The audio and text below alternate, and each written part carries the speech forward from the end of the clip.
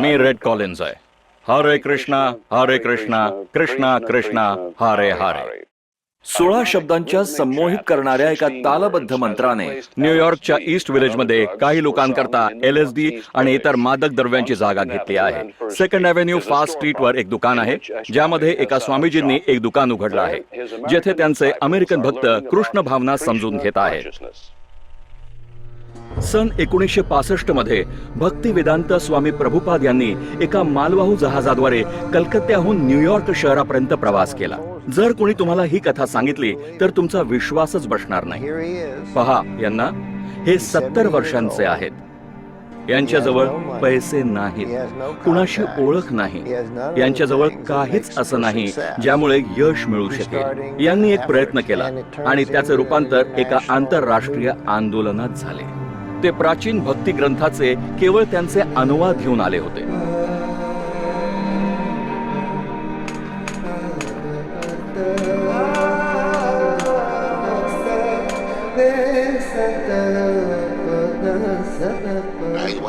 मला एका क्रांतीची सुरुवात करायची आहे, या भौतिकवादी संस्कृती विरुद्ध. ही माझी महत्वाकांक्षा आहे, ज्यामुळे संपूर्ण जग सुखी होऊ शकेल.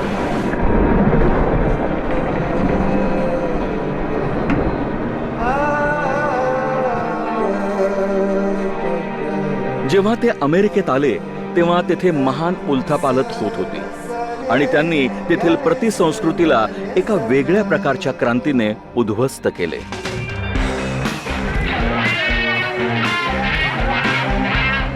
प्रभुपाद अमेरिकेमध्ये एका असामान्य क्षणी आले. आमचे अमेरिकनांना हेच सांगणे आहे की जे काही तुम्ही कागदपत्रांवर म्हणता त्याच्याशी प्रामाणिक राहा. प्रत्येक जण प्रश्न विचारत होता, प्रत्येक जण अधिक चांगल्या जीवनाच्या शोधात होता. सुरू करा, ताल मिळवा, बंद करा. टिमोथी लिअरी आले मादक पदार्थांच्या गोतावळ्यासहित, परंतु ते पुरेसे नव्हते. आम्हाला असे पर्यायी जीवन हवे होते ज्यावर मादक पदार्थांचा प्रभाव नसेल.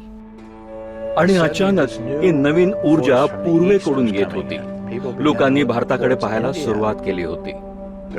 आम्हाला या गोष्टीची जाणीव होती की पूर्वजांकडे काहीतरी ज्ञान होते, की मनुष्यामध्ये उपजत चांगुलपणा असायचा आणि विवेक असायचा. प्रभुपाद येथे अगदी त्या ऐतिहासिक क्षणी आले. ते त्या वेळच्या अगदी मध्ये चालून आले. किती जिज्ञासेचा विषय होते ते. केवळ त्यांच्याकडे पाहणे सुद्धा किती विस्मयकारक होते.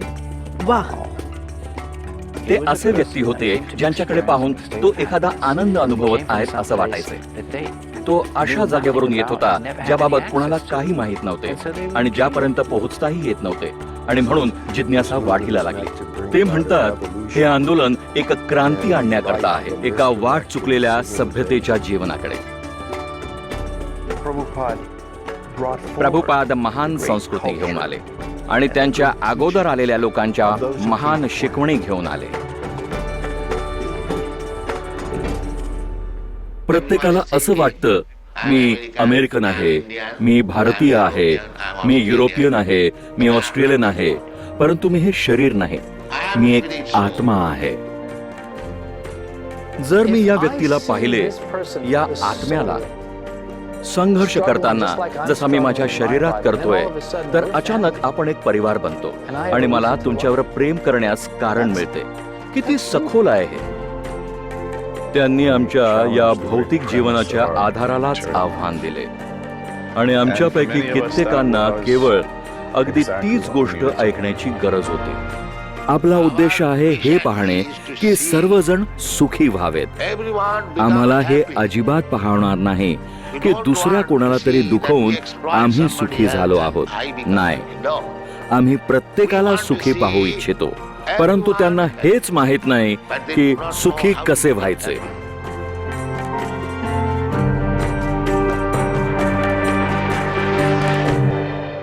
हरे कृष्ण मंत्र, आंदोलन आणि स्वामी ज्यांनी हे सर्व सुरू केले. न्यूयॉर्क शहर 1965.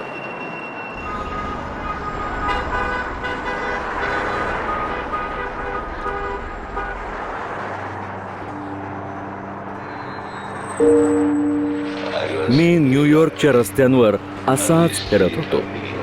5th ॲव्हेन्यू पाहत होतो. कोणत्याही मित्राशिवाय, कोणत्याही साधनाशिवाय, खरे सांगायचे तर मी एखाद्या भटक्याप्रमाणे आलो होतो.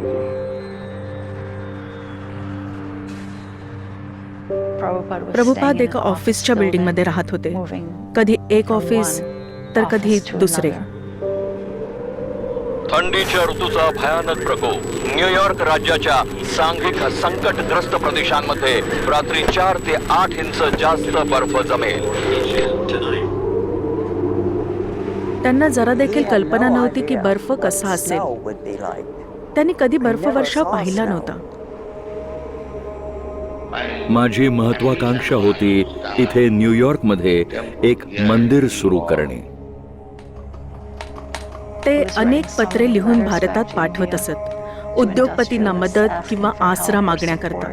परंतु त्यांना प्रोत्साहन देणारं एक पत्र सुद्धा आलं नाही किंवा मदतीचा हात पुढे करणारं एक पत्रही आलं नाही.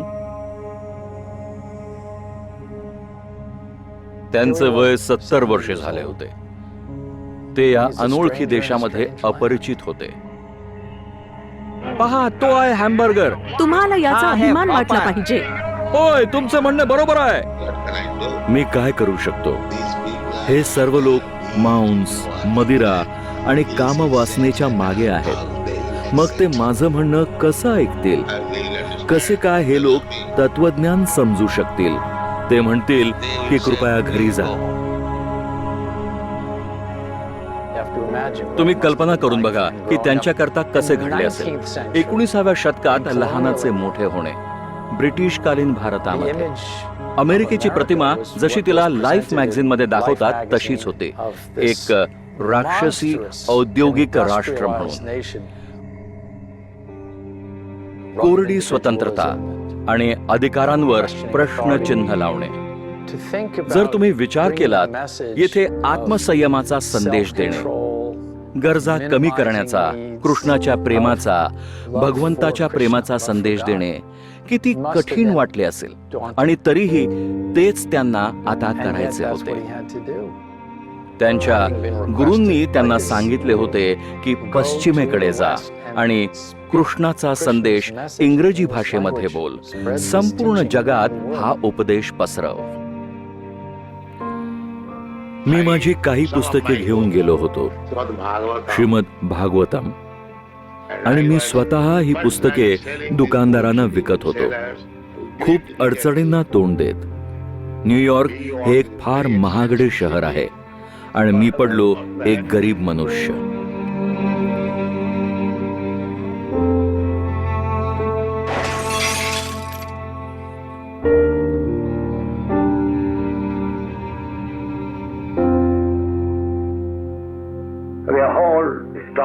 माझं संपूर्ण सामान, माझा टाईपरायटर, माझा टेप रेकॉर्डर, सर्व काही चोरीला गेलं.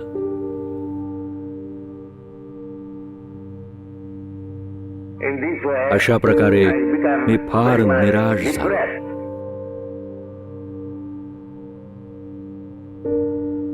आणि मी शिपिंग कंपनीमध्ये जाऊन विचारत असे की पुढील जहाज भारतात केव्हा जाणार आहे. त्यांनी असं 2-3 वेळा केलं. शिपिंग काउंटरवरील कारकुनाने त्यांना विचारलं, स्वामीजी, तुम्ही वारंवार विचारता की जहाज केव्हा जाणार आहे, परंतु खरं पाहता तुम्ही कधी जात नाही. मला फारशी आशा नव्हती. अशातच मी एक कविता लिहिली. कृष्ण, तुम्ही मला या देशात का घेऊन आलात? मी काय करू शकतो? परंतु ज्या अर्थी तुम्ही मला इथं घेऊन आला आहात त्या अर्थी काहीतरी उद्देश नक्की असणार. तर ठीक आहे, तुम्हाला मला जसं नाचवायचं आहे तसं तुम्ही नाचवा. रूढीप्रमाणे हे स्वामी योगी वरच्या श्रीमंतांच्या विभागांमध्ये जाऊन राहत असत आणि श्रीमंतांकडून पुरस्कृत होऊन त्यांच्याकडून धन प्राप्त करत असत. आणि तुम्ही पाहाल की कृष्णमूर्तीसारखे लोक सजवलेल्या घरांमध्ये राहत आहेत वरच्या पूर्वेकडील विभागांमध्ये, ज्यामध्ये स्वागत कक्ष आणि फ्रेंच फर्निचर आहे. आणि इथे भक्ती वेदांत स्वामी होते. जणू काही ते कलकत्त्याच्या गल्ल्यांमध्ये राहत असावेत, जिथे हिप्पी लोक होते आणि नशेखोरांचे पुढारी होते, जिथे मवाली लोक होते, मादक द्रव्यांचे सेवन करणारे. तर असं वाटत होतं की खरोखर ते गीते आणि प्रकाशाची काही किरणे आणत आहेत योग्य ठिकाणी, त्या खालच्या विभागांमध्ये जिथे त्यांची गरज होती. हेप्पी असण्यापेक्षा मी जास्त एक शोधक होतो, एक आध्यात्मिक शोधक, कारण माझे केस लांब नव्हते आणि मी स्वतःला एक भाग मानत नव्हतो त्या पर्यायी क्रांतिकारक आंदोलनाचा. परंतु माझ्याकडे नक्कीच काहीतरी होतं जे मला दुसरीकडे कुठेतरी खेचत होतं. ज्या प्रकारे मी सर्वप्रथम प्रभुपादांना भेटलो, मी मॅनहटनच्या ग्रँड स्ट्रीटवर क्रॉस टाउन बसमध्ये होतो आणि अचानक मी एका व्यक्तीला भेटलो ज्याला मी ओळखत असे. आणि त्याने मला चिठ्ठीवर लिहिलेला एक पत्ता दिला आणि तो म्हणाला, हा एका भारतीय स्वामीचा पत्ता आहे. तो आठवड्यातून 3 वेळा व्याख्याने देतो आणि माझ्या मते तू तिथे गेलं पाहिजेस. जेव्हा मी पहिल्यांदा प्रभुपादांना भेटलो तेव्हा मी हे पाहून प्रभावित झालो की ते किती वयस्कर होते आणि ते किती विद्वान होते आणि ते एकटे देखील होते. आणि त्यामुळे मला असे वाटले की मी त्यांना मदत केली पाहिजे. मी रस्त्यांवर भटकत होतो आणि मला काही मुलांनी पाहिलं आणि हळूहळू ते माझ्या जवळ आले.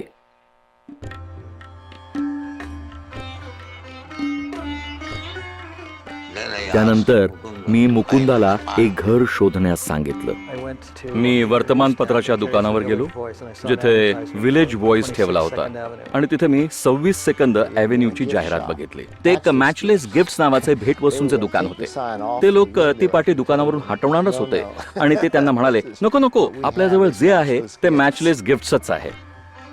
सामान्यपणे तेथे 7 किंवा 8 पेक्षा जास्त लोक नसत. त्यांच्यापैकी काही शोधक आणि हिप्पी होते आणि इतर लोक केवळ वातावरणास अनुभवण्यासाठी येऊन बसत असत. तो एक विभिन्न प्रकारच्या लोकांचा समूह होता. मी यात आलो आणि मी थकलेला होतो आणि ते लोक म्हणाले, जर तू थकलेला असशील तर तू झोपी जा, इथे विश्रांती घे. म्हणजे हा तुझा पहिला दिवस आहे. एक गोष्ट जी नेहमी होत असते ती म्हणजे जे लोक येत असतात ते येतात आणि जे कधी परत जात नाहीत. एकदा तुम्ही आलात म्हणजे तुम्ही येथलेच होऊन जाता, कारण स्वामींकडे ती वस्तू आहे जिला तुम्ही शोधत आहात. त्यांना ती शांती मिळालेली नाही, मनाची किंवा जगाची शांती, जिची त्यांना इच्छा आहे. आम्हाला दिसलं की प्रभुपाद एक प्रामाणिक व्यक्ती आहेत, ढोंगीपणापासून दूर, जे लोकांना, विशेषतः तरुण लोकांना अजिबात आवडत नाही. आणि आम्हाला त्या गोष्टीमध्ये कधीच ढोंगीपणा दिसला नाही. जे काही प्रभुपादांनी शिकवलं अथवा जे काही त्यांचे व्यक्तिमत्व होते. प्रभुपादांबद्दल सुंदर गोष्ट ही होती की एका शब्दात सांगायचं झालं तर ते फार प्रेमळ होते. त्यांनी त्यांचा स्वीकार केला आणि मंदिरामध्ये त्यांचे स्वागत केले. आणि स्वयंपाक करण्यामध्ये त्यांच्यासारखा कोणीच नव्हता. ते फारच स्वादिष्ट भोजन बनवत असत. ते प्रीती भोजना करता येत असत. दर रविवारी मी त्यांना चांगले भोजन देत असे. कमीत कमी 200 लोकांना दररोज कमीत कमी 15 ते 20 लोकांचं जेवण मी स्वतः बनवत असे. ते अन्न केवळ स्वादिष्ट आणि पौष्टिकच नव्हे तर फार पवित्र देखील असायचे. माझे बहुसंख्य विद्यार्थी या LSDच्या जाळ्यात अडकले होते. गीतेमध्ये श्रीकृष्णांनी आपल्याला सांगितलंय की आपण काय काय खाल्लं पाहिजे, म्हणजेच ताजी फळं आणि धान्य. तर आम्हाला इथं फार चविष्ट भोजन मिळेल, फारच स्वस्त, आणि ते फार यशस्वी झाले. याला बनवणंही सोपं होतं आणि आम्हाला फार आनंद मिळेल. जेव्हा बावरीमध्ये सर्वप्रथम प्रीतिभोजन झालं तेव्हा प्रभुपादांचा व्यवहार एका अत्यंत मनमिळावू आणि प्रसन्न यजमानासारखा होता. ते सदैव स्मित करताना दिसत होते आणि लोकांना अधिकाधिक घेण्याचा आग्रह करत होते. ते एखाद्या मित्रासारखे होते आणि ते एक मेजवानी देत होते. ती त्यांची मेजवानी होती आणि त्यांना केवळ सर्वांना प्रसन्न ठेवायचे होते. प्रभुपाद तरुणांसह बाथरूम करता रांगेत उभे राहत असत. त्यांना भोजन वाढत असत आणि त्यांची भांडी धुत असत, जोपर्यंत शेवटी कोणीतरी थोड्या वेळानंतर विचारले, आम्ही तुम्हाला काहीतरी मदत करू का? त्यांना कोणताही वाह्यातपणा चालत नसे, परंतु ते त्यांच्याकडून परिपूर्णतेची अपेक्षा करत नसत. त्यांना केवळ एवढंच हवं होतं की ज्या कोणाला इथे राहायचं असेल त्यांनी थोडा प्रयत्न केला पाहिजे. आम्ही येथे काहीतरी शिकण्यास आलो आहोत, तेच आम्ही करतो आहोत आणि आमच्याकडे कामं देखील आहेत करण्यास. आम्ही नुकतीच काही मिमिओग्राफ मशीन्स खरेदी केली आहेत आणि त्यामुळे आमच्या प्रिंटिंगमध्ये मदत होते आहे. माझे बहुसंख्य विद्यार्थी या LSDच्या जाळ्यात अडकले होते, परंतु त्यांनी सर्व काही सोडून दिले आहे. ते मांस खात नाहीत, त्यांना मदिरा नको आहे, त्यांना सिगरेट नको आहे, काहीच नको. प्रभुपादांनी नियम बनवला, जर तुम्हाला खरोखरच आध्यात्मिक जीवनात प्रगती करायची असेल तर कमीत कमी एवढं करावंच लागेल. स्वच्छ जीवन जगा, दररोज नाम जप करा आणि मग तुम्हाला त्याचा परिणाम दिसेल. माझा उद्देश आहे प्रचार करणे, हरे कृष्ण जपाच्या तत्वज्ञानाचा. हा दिव्य ध्वनी समान रूपात आकर्षक आहे. सर्वांसाठी, कुठल्याही भाषेची पर्वा न करता किंवा राष्ट्रीयता, पंथ किंवा जातीची,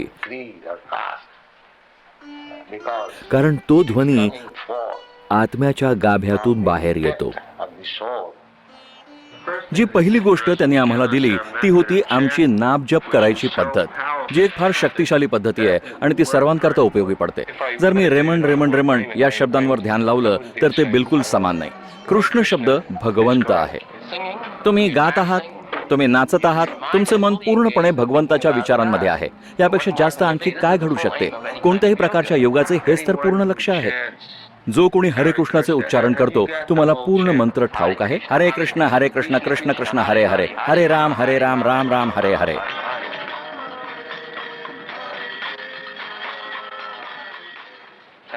मादक द्रव्यांचे सेवन करणारे काही लोक खालच्या स्तरावर राहून वरच्या स्तरावर कार्य करतात आणि आम्ही वरच्या स्तरावर राहून खालच्या स्तरावर काम करत आहोत. तुम्ही ह्याचा अर्थ सांगू शकाल का? होय, आम्हाला समजलं. ते वरच्या स्तरावर कार्य करत आहेत. ते लोक, ही भावना, आम्हाला कुठल्याही गोष्टींबद्दल काहीच ज्ञान नव्हतं. आज जर आम्ही मागे वळून पाहिलं तर आम्ही तेच लोक होतो ज्यांच्या माध्यमातून प्रभुपाद या आंदोलनाला पसरवण्याचा प्रयत्न करत होते. आम्ही अगदीच कुचकामाचे होतो. काहीतरी तयारी चालली होती. मला इंग्लंडला पाठवायची. माझे कॉलेजचे शिक्षण पूर्ण झाल्यानंतर बॅरिस्टर बनवण्याची. माझ्या पिताश्रींनी नकार दिला. नाही, माझ्या पिताश्रींची इच्छा होती मला असा बनवण्याची. ओळखा सर्व जे काही घडत आहे. त्यांची अजिबात इच्छा नव्हती की मी सांसारिक मनुष्य होऊन पैसे कमवू. त्यांची कधीच अशी इच्छा नव्हती. कलकत्ता, सन 1902. आम्ही झोपलो होतो. पिताजी आरती करत होते. डिंग डिंग डिंग डिंग. पूजा हे त्यांचे मुख्य कार्य होते. मी माझ्या पिताश्रींना विनंती केली, पिताजी मला ही मूर्ती द्या, मी सुद्धा पूजा करेन. तेव्हा पिताजींनी माझ्याकरता छोटे राधाकृष्ण खरेदी केले आणि मी त्यांचे अनुकरण करू लागलो. आम्हाला शिकवले गेले होते की तांदुळाचे दाणे मानवाने बनवलेले नाहीत, ते भगवंताने पाठवलेले आहेत. ही भगवंताची कृपा आहे. यालाच भगवत भावना म्हणतात.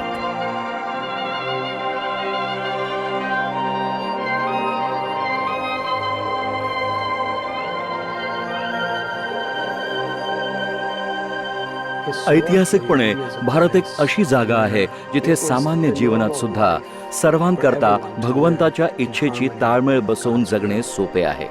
ही एक अशी संस्कृती आहे जिथे सर्व क्रियांचा केंद्रबिंदू कृष्णाची भक्तीच होता.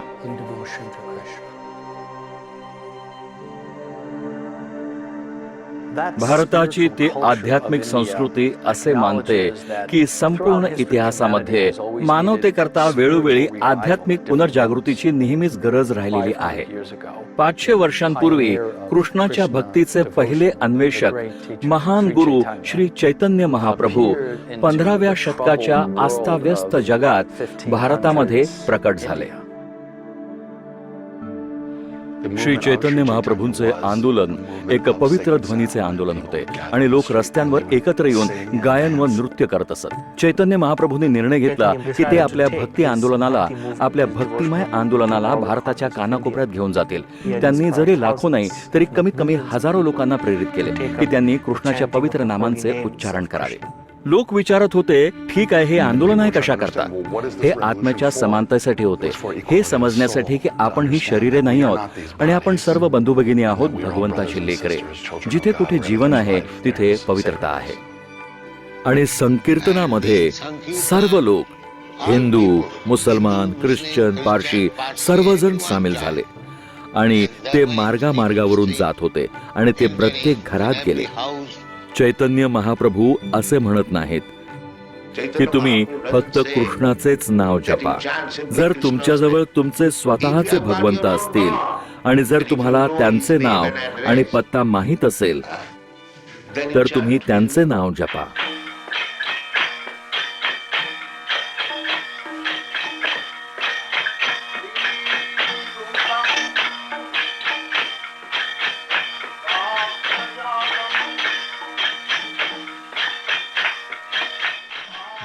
त्यानंतर प्रभुपादांनी असं काय केलं जे अमेरिकेसाठी अपूर्व होते.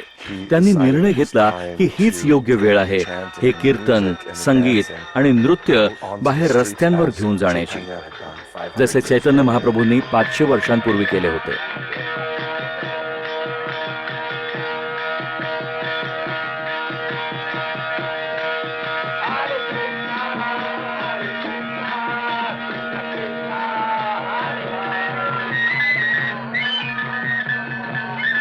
टॉम्स्किन स्क्वेअर पार्क, 9 ऑक्टोबर सन 1966.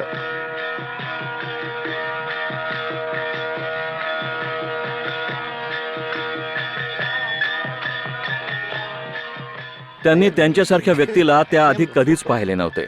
ते एक असे तत्व होते ज्याचा अनुभव त्यांनी अगोदर कधीच घेतला नव्हता.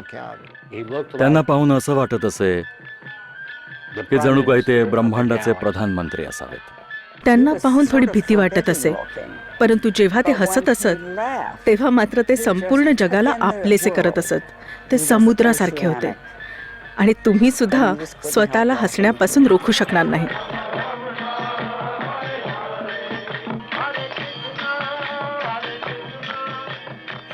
त्यांच्याजवळ एखादा ढोल किंवा इतर कोणते वाद्ययंत्र देखील नव्हते.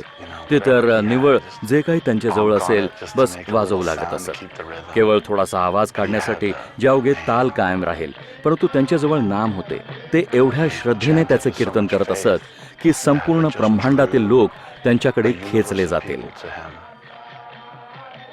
सर्वात पहिल्यांदा मी झांजांचा आवाज ऐकला, हाताने वाजवायच्या झांजा, आणि मी त्या आवाजाच्या मागे मागे गेलो जोपर्यंत जेथे ते कीर्तन करत होते ती जागा मिळाली. आणि मी आश्चर्यचकित झालो. हे अद्भुत दृश्य होतं. याचा अर्थ मला मंत्र शिकण्याकरता भारतात जायची गरज नाही. येथे हे आनंद विभोर साधुगण आहेत जे मंत्राला माझ्यापर्यंत निशुल्क घेऊन आले होते.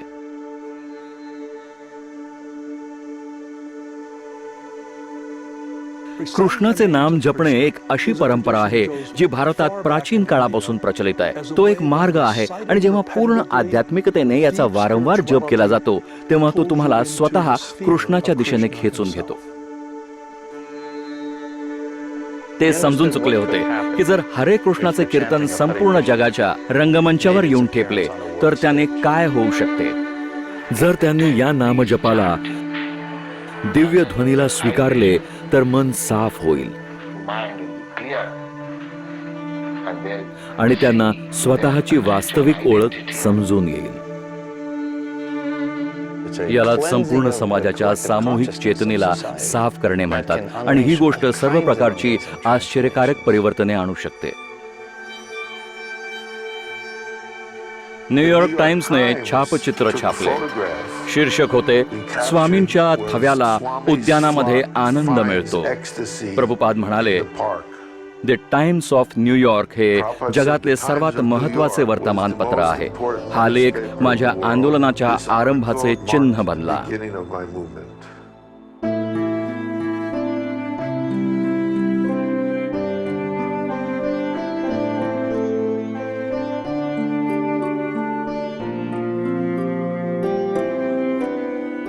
त्यांनी मला माझ्या जीवनाबद्दल विचारले आणि मी म्हणाले की मी संपूर्ण युरोप फिरलेले आहे. त्यांनी माझ्याकडे पाहिलं आणि ते म्हणाले, ओ तू एवढी छोटी आहेस आणि तू एवढा प्रवास केलायस. आणि मी म्हणाले, होय स्वामीजी, परंतु एवढे सर्व करून सुद्धा मला आनंद नाही मिळाला. तेव्हा त्यांच्या चेहऱ्यावर सुंदर हास्य पसरलं आणि ते म्हणाले, होय, हे फार आवश्यक आहे. मी फार प्रसन्न आहे की कृष्णाने माझ्या मदतीसाठी चांगल्या मुलामुलींना पाठवलं आहे. मी हिप्पी लोकांना दोष देत नाही. ते लोक शिक्षणाच्या या आधुनिक पद्धतीमुळे निराश आहेत. ते लोक उत्कृष्ट असे काहीतरी शोधत आहेत. 60च्या दशकामधील विलक्षण गोष्ट ही होती की त्या काळामध्ये अनेक गोष्टींबद्दल प्रश्न उठवले गेले. हे जग म्हणजे एक अंधाधुंदीचे ठिकाण आहे. आपण पृथ्वीचा विनाश करत होतो. आपण एकमेकांचाही नाश करत होतो. म्हणून दुसरा कोणता तरी उपाय हा असलाच पाहिजे. कोवळ्या वयापासूनच श्रील प्रभुपाद तो शोधत होते. ते गांधीवादी होते. मी गांधीजींचा विद्यार्थी होतो. सन 1920 मध्ये मी असहकार चळवळीमध्ये भाग घेतला. प्रभुपाद गांधीजींच्या चळवळीकडे आकर्षित झाले, कारण हा एक अहिंसक प्रयत्न होता.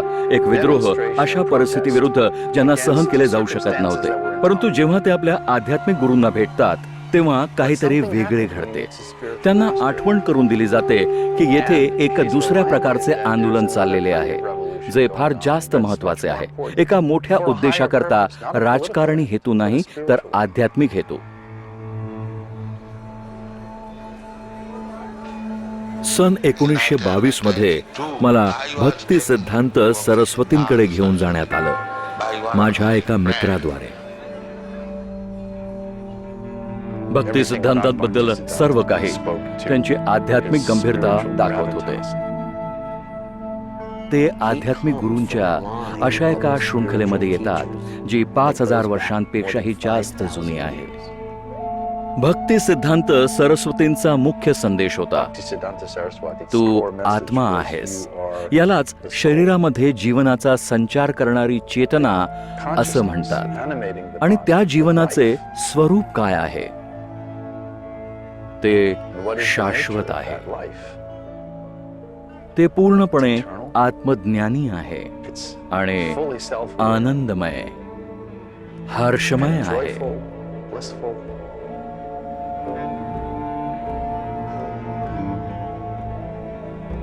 ते म्हणाले, तू या संदेशाचा प्रचार पश्चिमेकडील देशांमध्ये का करत नाहीस? हा एक फारच महत्वाकांक्षी विचार होता आणि प्रभुपादांना हे समजलं की हा किती महत्वपूर्ण विचार आहे. मी त्यांना म्हणालो, तुमचा संदेश कोण ऐकेल? आपला देश गुलाम आहे. आपण पारतंत्र्यात आहोत. तेव्हा भक्ती सिद्धांत सरस्वतींनी माझ्या तर्काचे खंडन केले. हा तथाकथित राष्ट्रवाद किंवा कोणताही वाद हे सर्व क्षणभंगूर आहे. खरी आवश्यकता आत्मसाक्षात्काराची आहे.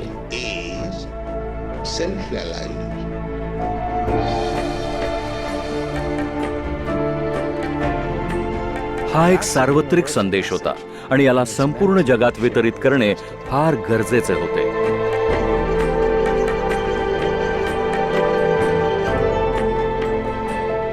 मी त्यांच्यामुळे फार प्रभावित झालो. मी समजून गेलो की हेच ते सुयोग्य व्यक्ती आहेत जे धर्माचे खरेखुरे ज्ञान देऊ शकतात.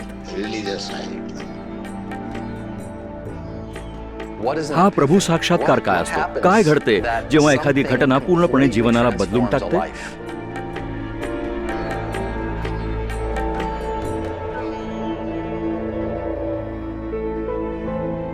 मी त्याच क्षणी त्यांच्याशी जोडला गेलो असतो. परंतु आता मी विवाहित आहे. काहीतरी जबाबदाऱ्या आहेत. हा तर अन्याय होईल. परंतु मनोमन मी त्यांना आपले आध्यात्मिक गुरु मानले माझ्या हृदयामध्ये. अलाहाबाद सन 1936.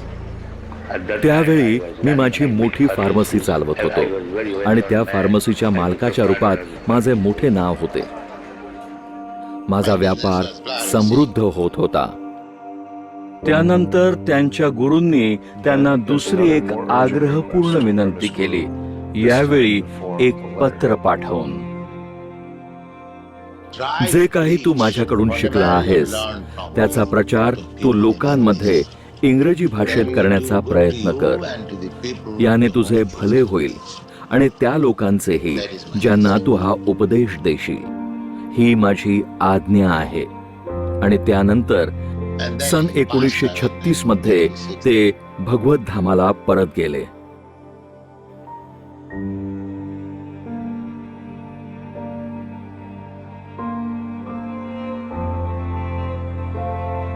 The stakes were now raised.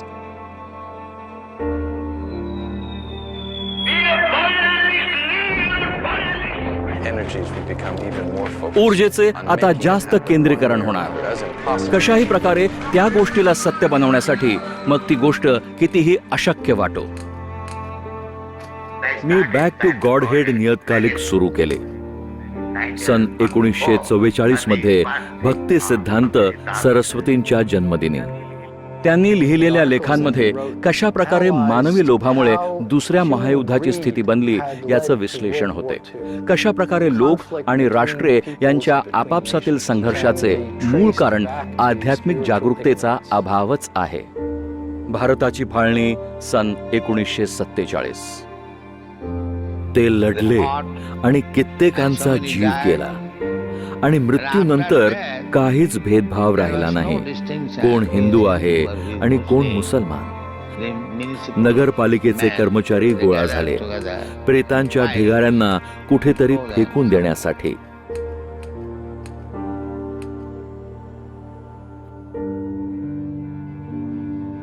कधी कधी मी स्वप्न पाहत असे. माझे आध्यात्मिक गुरु मला बोलावत आहेत आणि मी त्यांच्या मागोमाग जात आहे. सन 1960, वय 64. त्यांची मुलं मोठी झाली आणि शाळेत जात होती किंवा त्यांचे विवाह झाले आणि आता वेळ झाली होती. शेवटी त्यांनी संन्यास आश्रमाचा स्वीकार केला. बाबा बाबा म्हणजे पिता. मी त्यांचा पुत्र आहे आणि ते माझे पिता. आणि मी प्रभुपादांचे शेवटचे अपत्य आहे, सर्वात छोटा आणि अंतिम. ते मर्यादेची मूर्ती होते, त्याचबरोबर ते आदरपूर्णही होते.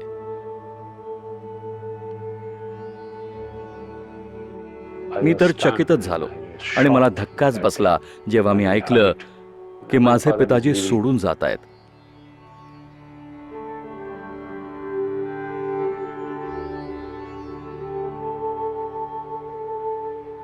ते मला म्हणाले, कृपया तुझी आई आणि तुझ्या परिवाराची काळजी घे.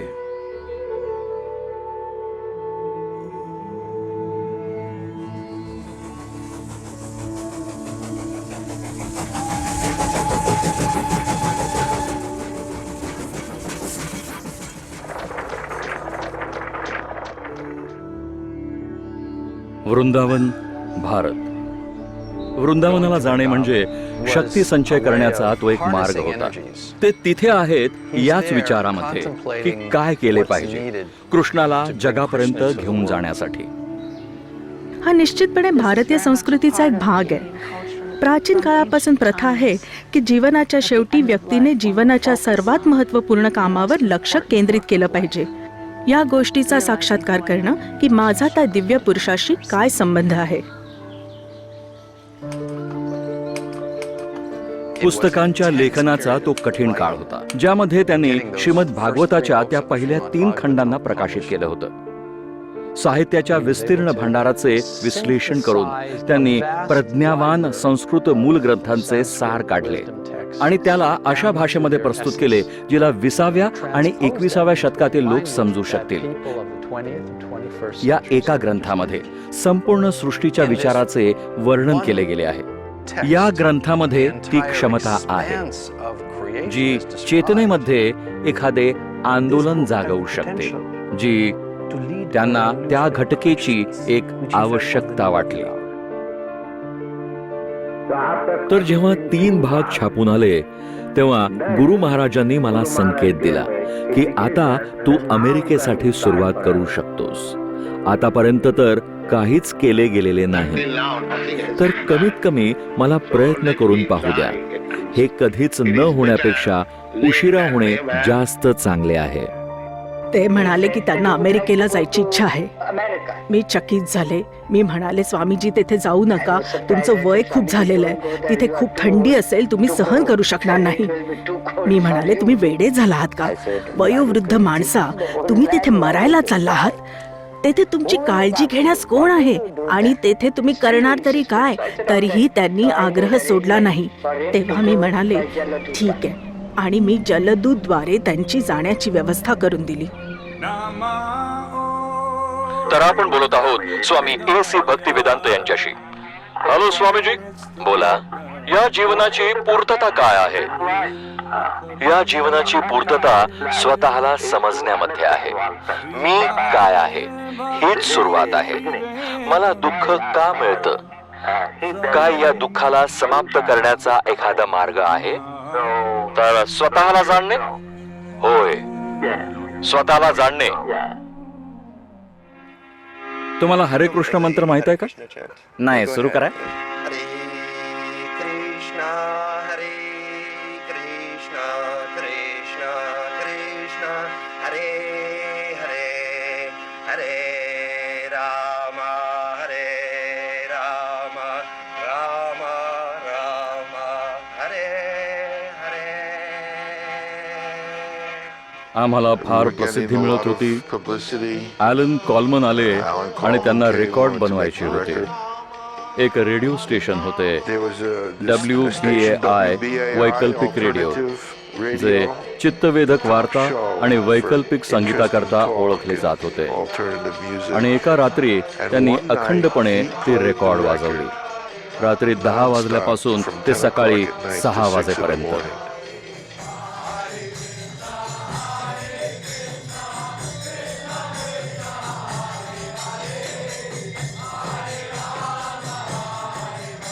प्रभुपादांच्या आंदोलनाच्या नवीन पद्धती खरोखर समाजाच्या अलिखित नियमांना आव्हान देत होत्या. कारण विद्यार्थी रस्त्यांवर जात होते कीर्तन आणि नृत्य करण्यासाठी. याला सामान्य व्यवहार मानले जात नाही. तरी देखील ही गोष्ट त्वरित मनाची पकड घेते. तुम्ही निष्पक्ष राहूच शकणार नाही.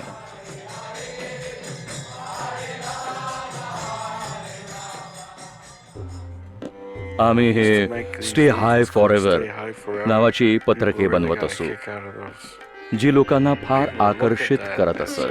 लोक त्यांच्याकडे पाहत आणि म्हणत, वा, तो वर आहे, तो एवढा वर आहे की तो स्वतःला खाली ठेवण्याचा प्रयत्न करत आहे, ते सुद्धा केवळ मंत्राने.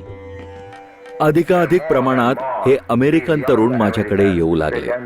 त्यानंतर मी या कृष्ण कॉन्शियसनेस सोसायटीला रजिस्टर केले 1966 मध्ये. जर तुम्ही विचार करून पाहिलात तर याला आपण संपूर्ण आत्मविश्वास म्हणतो. हे अविश्वसनीय होतं, एक आंतरराष्ट्रीय सोसायटी बनवणं, जेव्हा तुम्ही एखाद्या दुकानामध्ये राहत असता आणि तुमच्याकडे काहीच साधन संपत्ती नसते. त्या लोकांना काहीच कल्पना नव्हती की ते काय करतायत. आणि त्यांनी त्या लोकांना विश्वासपूर्वक सांगितलं, पहा, हेच आहे जे आपण बनणार आहोत. आणि ते पृथ्वीचा गोळा फिरवत असत. आणि ते जगातील सर्व देशांचे अध्ययन करत होते. आणि कधी कधी ते म्हणत असत, ब्रह्मानंद, तू रशियाला जाशील, गौर सुंदर, तू जपानला जा. आणि त्यांची योजना होती लोकांना संपूर्ण जगात पाठवणं. परंतु तुम्हाला हे समजलं पाहिजे की आमच्याकडे केवळ 12 नवयुवक होते. तर ते आमच्यापैकी प्रत्येकाच्या डोळ्यांमध्ये पाहत होते आणि म्हणत होते, माझी इच्छा आहे की तुमच्यापैकी प्रत्येकाने कुठे ना कुठेतरी एक मंदिर उघडावं. आणि त्यावेळी मी एवढी लहान होते आणि एवढी उतावीळ होते. मी केवळ 16 वर्षांची होते. आणि मी केवळ असंच विचारलं, काय मुली सुद्धा? प्रभुपादांनी माझ्याकडे पाहिलं आणि ते म्हणाले, मुले आणि मुलींमध्ये काही फरक नाही. जेव्हा तुम्ही कृष्ण भावनेविषयी शिकवत असता तेव्हा दोघांमध्ये काही अंतर नाही. जेव्हा मी पश्चिमी समुद्राकडे जाण्यास निघालो तेव्हा बाहेर पडताना प्रभुपाद म्हणाले, जेव्हा तू पश्चिमी समुद्र किनाऱ्यावर जाशील तेव्हा तिथे एक केंद्र सुरू करण्याचा प्रयत्न कर. आणि कुठेतरी त्यांचे हे साधे सरळ शब्द माझ्या मनात वारंवार घुमत होते. एक कार आली आणि त्यामध्ये मायकल आणि जेन होते, जे न्यूयॉर्कवरून ड्राईव्ह करत आले होते. आणि त्यांच्या येण्याचं कारण हे होतं की ते आम्हाला या स्वामीजींबद्दल सांगू इच्छित होते, ज्यांना ते भेटले होते. त्यांना वाटलं की मी फार छान आहे माझ्या जीवनशैलीमुळे, आणि स्वामीजींना भेटल्यानंतर आणि त्यांच्याकडून दीक्षा घेतल्यानंतर मी तसा बनलोय. त्यामुळे ते उत्साही बनले आणि त्यांनी सॅन फ्रान्सिस्कोमध्ये एक मंदिर बनवण्याकरता मला मदत करण्याचा निर्णय घेतला, कारण ते केन केसी यांच्या आंदोलनाशी जोडले गेले होते.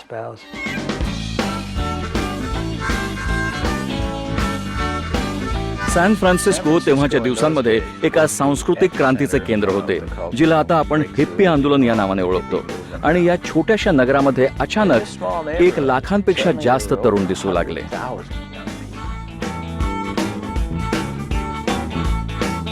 हिप्पी लोकांचा एक अद्भुत पैलू हा होता की ते शोध घेणारे होते, ते अन्वेषक होते. खरं म्हणजे त्यांना जे दिलं जात होतं त्यापेक्षा श्रेष्ठ असे काहीतरी त्यांना हवे होते. ॲव्हलॉन बॉलरूम फार जुने नृत्याचे स्थान होते आणि प्रत्येक आठवड्याच्या शेवटी तिथे रॉक अँड रोल नृत्याची प्रस्तुती होत असे.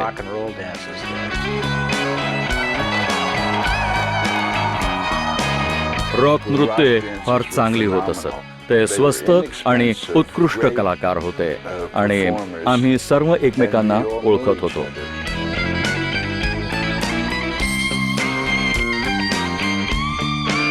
आमच्याकडे पैसे नव्हते जागा शोधण्याकरता, स्वामीजींच्या राहण्यासाठी घर शोधण्याकरता.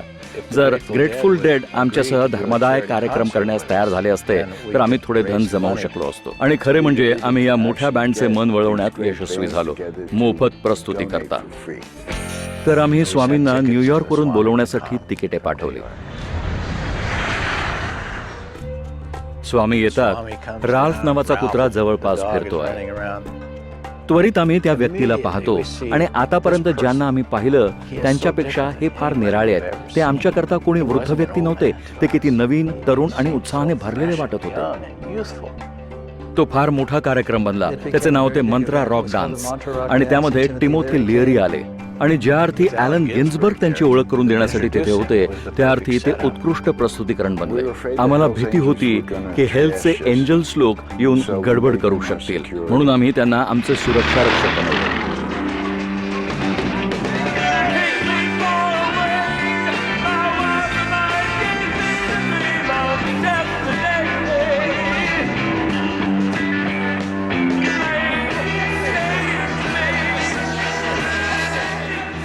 त्या संध्याकाळी मुख्य गोष्ट होती प्रभुपादांचे भाषण आणि ते या विशाल जनसमुदायासमोर बोलले.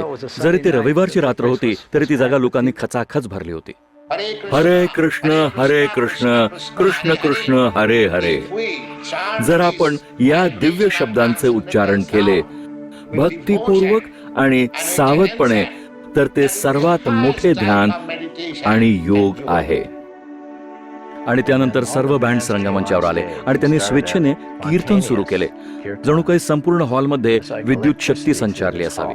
सर्वांनाच ते जाणवलं आणि मी हे पाहिलं की त्यांना हे फार आवडलं. त्यांना फार आनंद झाला. ते त्यामध्ये भावविभोर झाले. त्यांनी त्या हॉलमध्ये सर्वांमध्ये काहीतरी प्राप्त करण्याची छोटीशी आशा पाहिली आणि तिला फार मोठे बनवले. तेव्हा स्वामींकरता माझा आदर लक्षपटीने अधिक वाढला.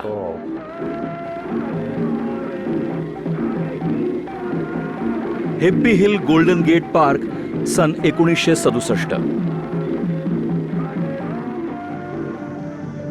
ते आध्यात्मिकतेची मूर्ती होते आणि त्यांच्या शिष्यांना तेच पाहिजे होते. शिष्य म्हणाले, आम्हाला याचा काहीतरी अंश हवा आहे. त्यांच्याजवळ जे काही आहे ते आम्हाला हवे आहे. यालाच तर गुरु म्हणतात.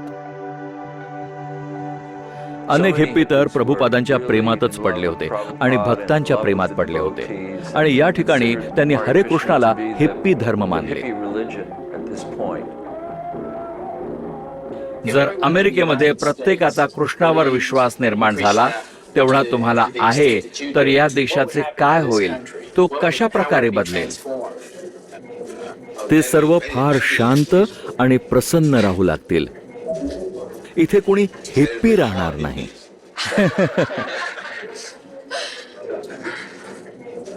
तुमच्या मते हिप्पी म्हणजे काय?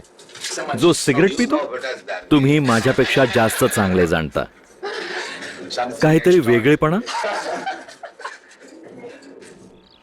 ते दररोज आमच्यासह बसत, सकाळी आणि संध्याकाळी, आणि ते आम्हाला कृष्ण आणि त्यांच्या तत्वज्ञानाबद्दल सांगत. प्रभुपाद, कृष्ण कोण आहे? कृष्ण केवळ एक ऐतिहासिक व्यक्तीच नव्हे, तर ते पूर्ण पुरुषोत्तम भगवंतही आहेत. कधी कधी लोक असा तर्क देतात की भगवंत येऊ शकत नाहीत आणि ते अवतार घेऊ शकत नाहीत, परंतु आम्ही याच्याशी सहमत नाही. जर आपण म्हणालो की भगवंत येऊ शकत नाहीत, तर त्याचा अर्थ भगवंत आपले आज्ञापालक झाले. परंतु ते एवढे महान आहेत आणि ते स्वतंत्र सुद्धा आहेत, तर मग ते का येणार नाहीत? जर त्यांची इच्छा झाली तर ते येऊ शकतात. जर ते खरोखर महान असतील तर ते त्यांना जे वाटेल ते करू शकतात. यालाच तर भगवंत असे म्हणतात.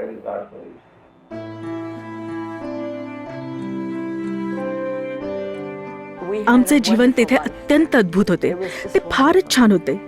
त्याच्यापेक्षा उत्कृष्ट असं काही असूच शकत नाही. जेवढे चांगले ते होऊ शकत होते तेवढे ते होते. ते एका कुटुंबाप्रमाणे होते.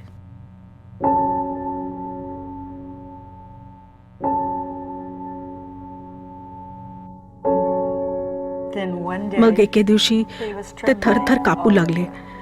स्वामीजींना हृदयविकाराचा झटका आला. असं वाटत होतं की ते या जगाला सोडून जात आहेत, आणि म्हणून भक्तगण उत्कटतेने प्रार्थना करू लागले.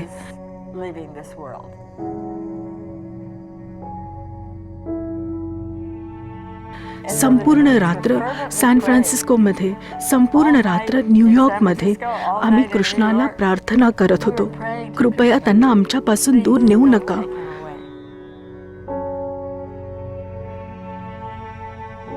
ते नुकतेच येथे आलेले आहेत. कृपया आम्हाला थोडा अधिक वेळ द्या. आम्हाला कधीच असं वाटलं नाही की ते आजारी आहेत किंवा वृद्ध आहेत. ते केवळ या आंदोलनाचे पुढारी होते आणि आम्ही केवळ त्यांच्यावर अवलंबून होतो, आणि आम्ही कल्पना सुद्धा करू शकत नव्हतो की त्यांच्याशिवाय आम्ही कसे जगू. हृदय कमकुवत झाले होते, तब्येत ढासळली होती. मी फार आजारी होतो. मला वाटलं की मी आता जिवंत राहणार नाही, म्हणून मी वृंदावनाला जातो आणि तिथे शरीर सोडतो. आम्ही खरोखरच व्याकुळ झालो, कारण आम्हाला वाटलं की जर ते भारतात गेले तर ते तेथेच राहतील. आम्हाला कळत नव्हतं की आम्ही काय केलं पाहिजे. तेव्हा श्रील प्रभुपादांनी आम्हाला सांगितलं, तुम्ही फक्त हरे कृष्णाचा जप करत राहा. आपण सर्वदा बरोबरच राहू. तुम्ही येथे जप करत असाल आणि मी तेथे जप करत असेन, आणि हे ध्वनी तरंग संपूर्ण पृथ्वी लोकात पसरतील. ते भक्ती सिद्धांताच्या चित्राकडे वळतात आणि ते म्हणतात, येथे काही लोक आहेत, आपले आत्मज्ञान आणि साधनेमध्ये यांचे प्रशिक्षण पूर्ण होऊ शकलेले नाही, परंतु हे अधिक प्रामाणिक आणि उत्साही आहेत. हे तुमचे आंदोलन आहे आणि हे तुमचेच लोक आहेत. कृपया यांची काळजी घ्या.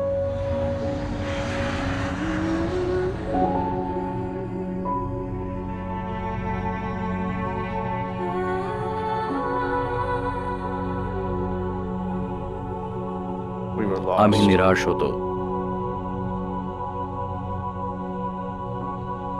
आम्ही ही कल्पनाच स्वीकारू शकत नव्हतो की कदाचित ते कधीच परत येणार नाहीत.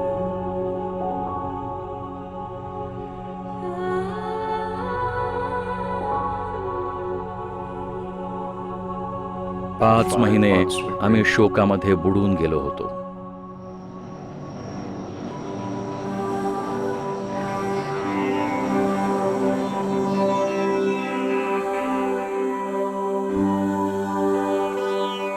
त्यानंतर आम्हाला समाचार मिळाला की प्रभुपादांची तब्येत आता सुधारली आहे.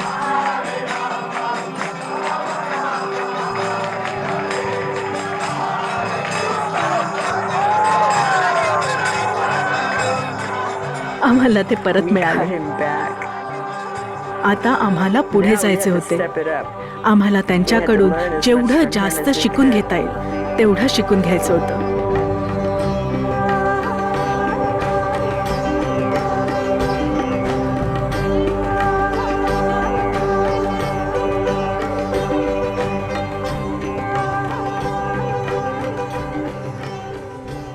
सुरुवातीपासूनच आमचा हा उद्देश होता की आपण प्रभुपादांकरता खरोखरच मोठे काहीतरी केले पाहिजे. आणि 1968 मध्ये बीटल्सपेक्षा जास्त मोठं असं काहीही नव्हतं.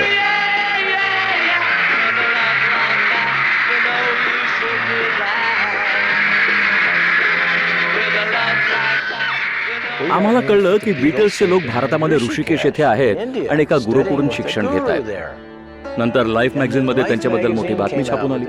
त्यांची नवीन ध्वनिमुद्रिका प्रसिद्ध झाली, ज्यामध्ये पूर्वेकडील तत्वज्ञानाबद्दल ती सर्व गाणी गायली होती जी आम्हाला फार प्रिय वाटत होती.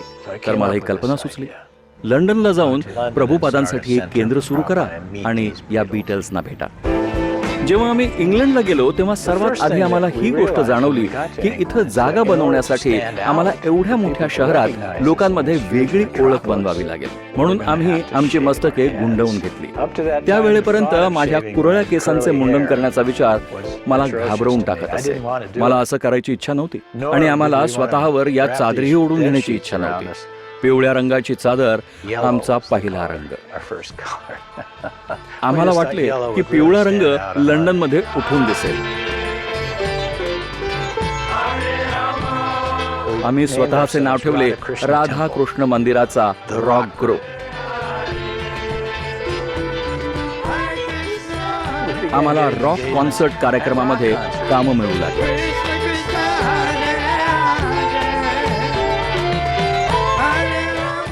आम्ही जवळजवळ दररोज ॲपलच्या ऑफिसमध्ये जात असो आणि तेथील कर्मचाऱ्यांना आणि सर्वांना पुस्तके आणि भोजन प्रसाद वाटत असो. आम्हाला पत्ताच नव्हता की जॉर्ज हॅरिसनच्या हातामध्ये स्वामींची रेकॉर्ड आली होती. त्या रेकॉर्डचे नाव कृष्ण कॉन्शियसनेस होते आणि त्याने नंतर मला सांगितले की तो जवळपास दर दिवशी तिला ऐकत होता.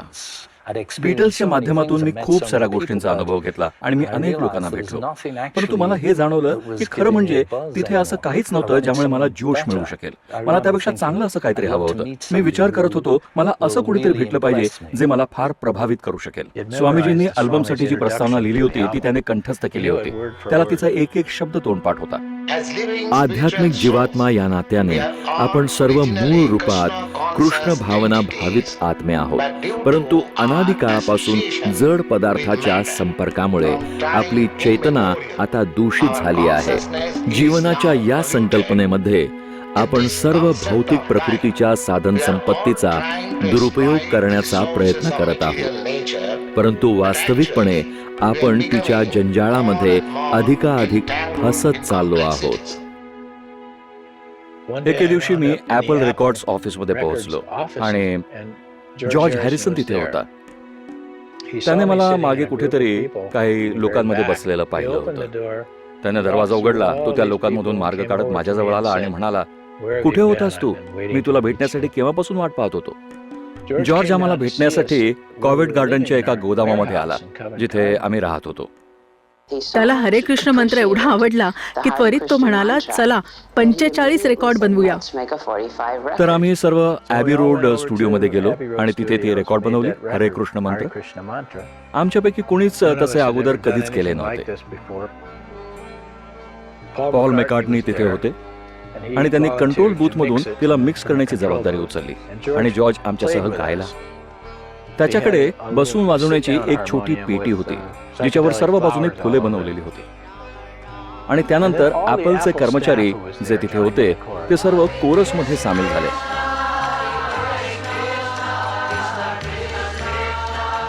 पहिल्याच दिवशी त्या रेकॉर्डच्या 70,000 प्रती विकल्या गेल्या. ॲपलने आमच्यासाठी सहलींचं आयोजन केलं. आम्ही सर्व जर्मनी आणि फ्रान्सला गेलो आणि आम्हाला टीव्हीवरही दाखवलं गेलं.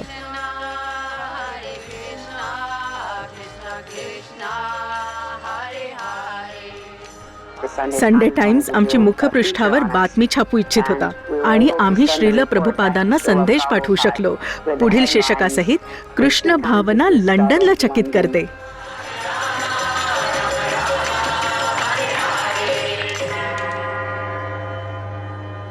माझा स्वामी भक्ती वेदांत ज्यांनी कृष्ण मंदिर बनवले होते त्यांच्याशी बराचसा मैत्रीचा संबंध झाला होता. ते लोक मला बोलावत असत आणि ते म्हणत, कृपया मंदिरात या, स्वामीजी आले आहेत आणि त्यांना तुम्हाला भेटून फार आनंद होईल. आणि मला मनामध्ये दुःस्वप्ने पडू लागत. मला वाटायचं मी मंदिरात कसा बरे जाऊ. मी तर असा आहे, परंतु त्यानंतर मी जात असे आणि तिथून परत येताना मी नेहमी हाच विचार करत असे, ओ धन्यवाद भगवान.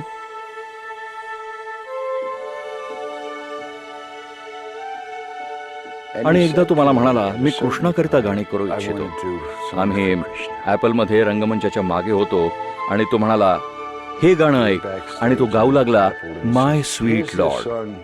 And he plays My Sweet Lord.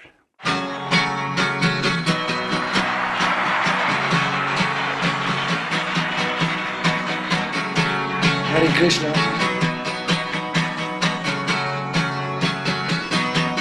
संगीत एक किल्ली आहे जिने खरोखर योग आणि वैदिक शास्त्रांचे दरवाजे उघडले, जे खरोखर सर्व गोष्टींचे आधारस्थान आहे. त्याने माझ्या जीवनामध्ये एका प्रकारे मेरुदंडाचे काम केले.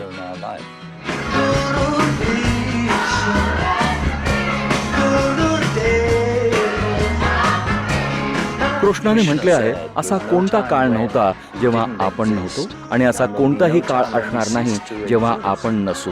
जर काही बदलत असेल तर ते शरीर होय.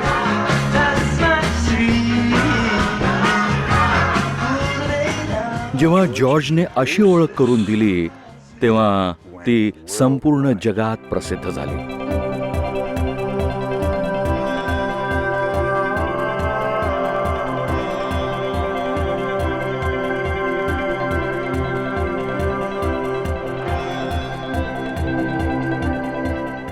जीवन एक साहसिक कर्म होते. ते मला आतमध्ये बोलावतात आणि ते म्हणत, आपल्याला पॅरिसहून, मुंबईहून आणि सिडनीहून बोलावणे आले आहे, आणि आताच एक नैरोबीहूनही आले आहे. तुझ्या मते आपण कुठे गेले पाहिजे? मला माहित होते की मी काहीतरी भन्नाट उत्तर दिले पाहिजे. मला वाटते की आपण नैरोबीला गेले पाहिजे प्रभुपाद. मी सुद्धा तोच विचार करत होतो. त्यांना नेहमी त्याच जागेवर जायचे असे जेथे कमीत कमी विकास झालेला असेल, जिथे ते जास्तीत जास्त योगदान देऊ शकतील.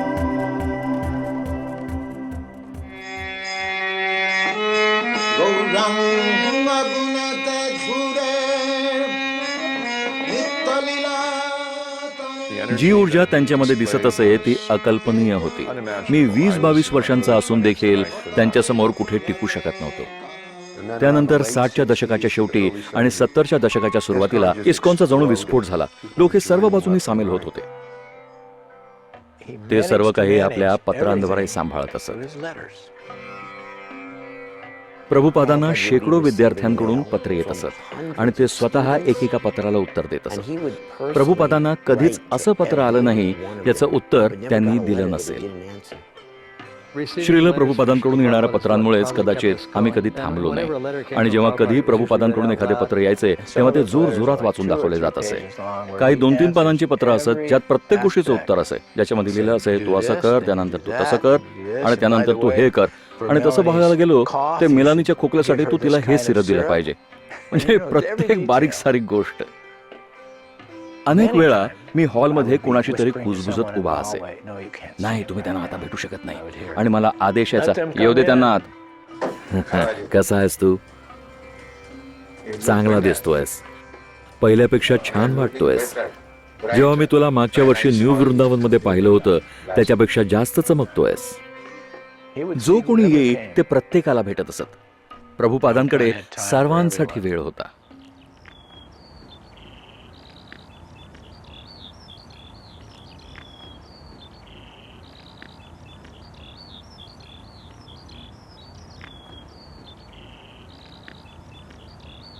सांगण्याचं एवढंच आहे की आपल्याला कर्ज थांबवून ठेवावे लागेल, कारण पुढील 3 महिन्यांपर्यंत आपला सर्व पैसा या 17 पुस्तकांच्या छपाईसाठी खर्च होईल. सर्वात आधी पुस्तके, त्यानंतर कर्ज. आपण छपाई थांबवू शकत नाही, ते शक्य नाही. अमेरिकन बीबीटी भक्ती वेदांत बुक ट्रस्टचा प्रमुख या नात्याने मी तो व्यक्ती होतो ज्याला प्रभुपाद सांगत असत, ठीक आहे आता इथे पैसे पाठव, तिथे पैसे पाठव. तर मी पाहत होतो की प्रभुपाद या हरे कृष्ण आंदोलनाला त्यांच्या पुस्तकांच्या विक्रीच्या माध्यमातून पुढे नेत आहेत. जर कुणाला पूर्ण पुरुषोत्तम भगवंतांबद्दल जाणून घ्यायचे असेल तर तो त्यांना पूर्ण पुरुषोत्तम भगवंतांच्या कृपेनेच जाणू शकतो. भगवंत स्वतःला प्रकट करतात. त्यांना मानसिक तर्काद्वारे समजून घेता येत नाही. अथापि ते देव पदांबुजम द्वयम. ते सामान्यतः तेव्हाच अनुवाद करत जेव्हा इतर सर्वजण झोपी जात असत. रात्री 11 वाजल्यापासून ते सकाळी 3 किंवा 4 वाजेपर्यंत. तुम्ही कल्पना करू शकता की त्यांच्या वयामध्ये एवढ्या सर्व पुस्तकांचा अनुवाद करणे. गीता, श्रीमद भागवतम, जे फार मोठं काम होतं, 18,000 श्लोकांचा अनुवाद करणे, प्रत्येक श्लोकावर टीका करणे, ती शक्ती, ती आतुरता आणि ती करुणा जी प्रत्येक ओळीमध्ये दिसून येत होती. त्यांच्या शब्दांमध्ये महान सामर्थ्य होतं. त्यांच्या हृदयातील संपूर्ण भाव त्यामध्ये उतरवला जात होता. त्यांनी खरोखर लोकांचे जीवन पालटून टाकले होते.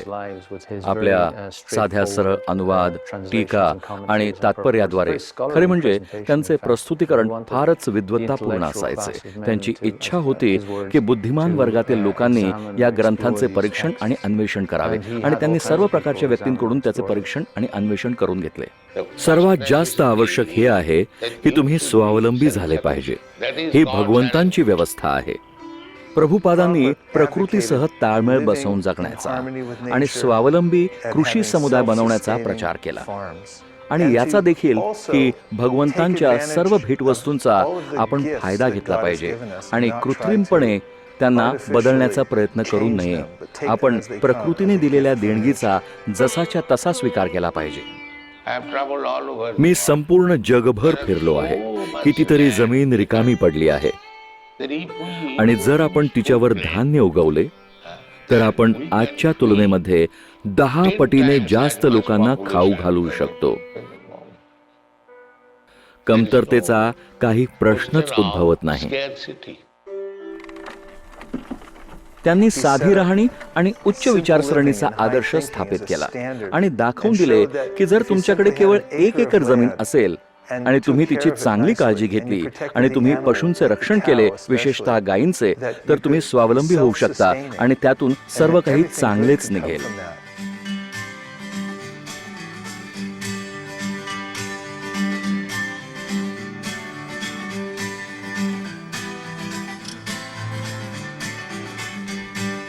From Bombay to Bangalore, all the Hindus know the score.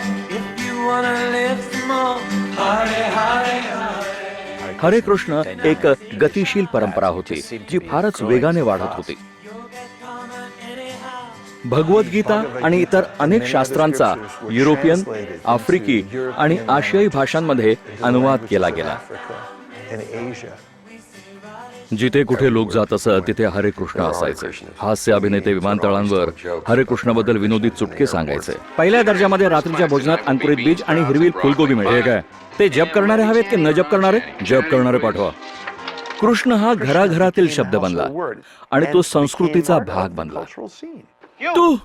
Tu band घेतलेला आहेस, काय तू मला मदत करू शकतोस? मी रस्त्यात चुकलेलो आहे.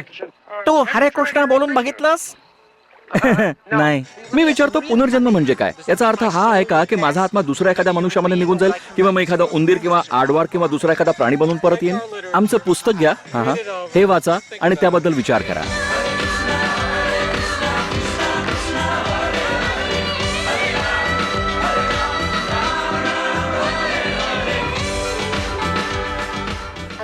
सुपरमार्केटवरनं परत येताना माझा मूड फार खराब होता आणि त्यानंतर मी या फार चांगल्या व्यक्तींना भेटले, हरे कृष्णाचे. त्यांनी मला गाणं गाऊन दाखवलं आणि त्यांनी मला हा भात दिला. खरं म्हणजे याच गोष्टींची मला गरज होती. जर मला भोजन बनवायचे नसते तर मी सुद्धा त्यांच्या व्हॅनमधून निघून गेले असते.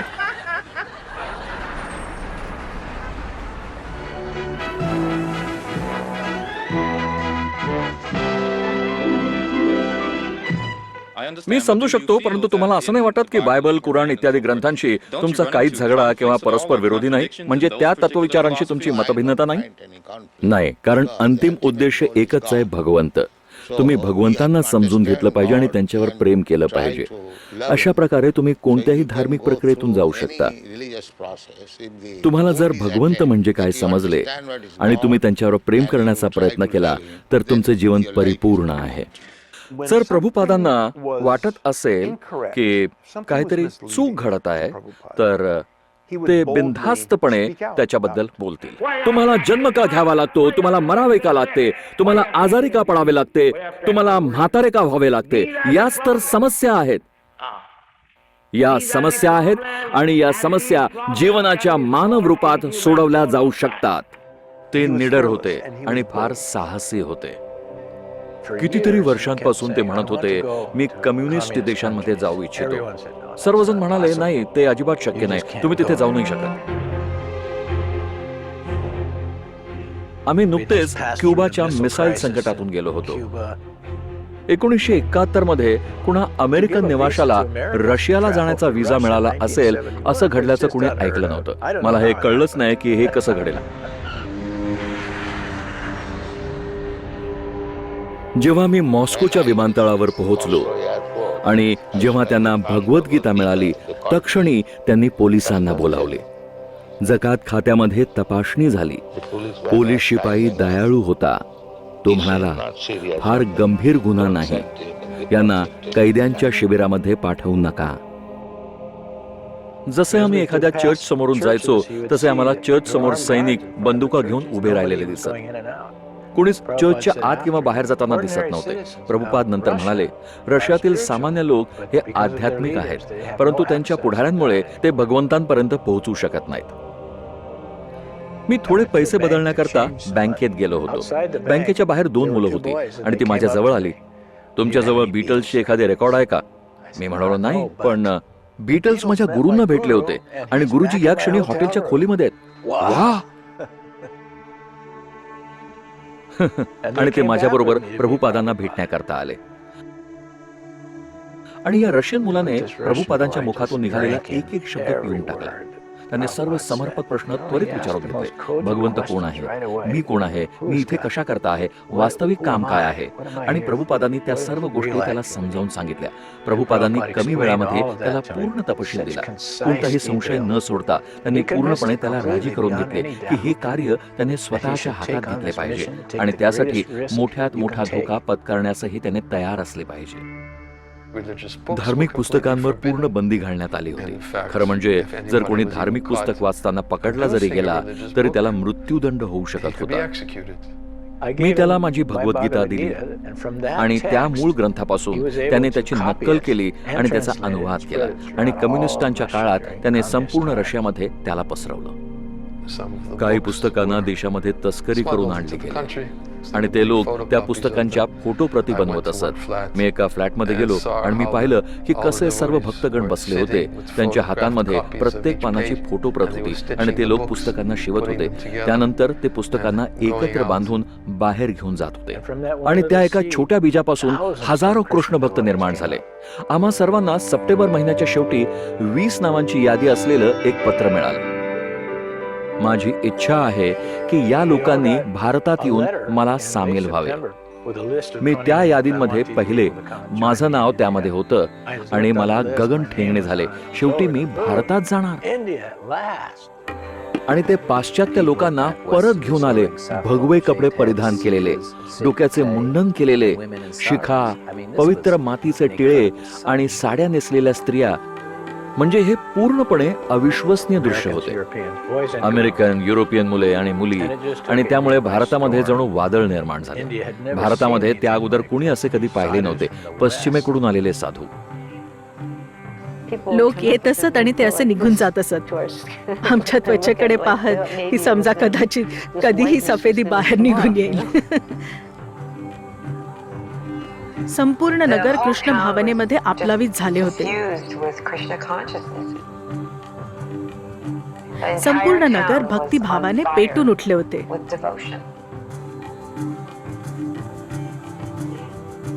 प्रभुपाद आपल्या अनुयायांना भारतात घेऊन आले कारण ते भारतीय लोकांना जागे करून त्यांना सांगू इच्छित होते की सर्वात मोठा खजिना तुमच्या स्वतःच्या देशाचा वारसा आहे, परंतु तुम्ही त्याला विसरून गेला आहात. तुम्ही त्याची हेळसांड केली आहे. मी या लोकांना इथे घेऊन आलो तुम्हाला त्या गोष्टीची आठवण करून देण्याकरता जी गोष्ट तुम्ही विसरून गेला आहात.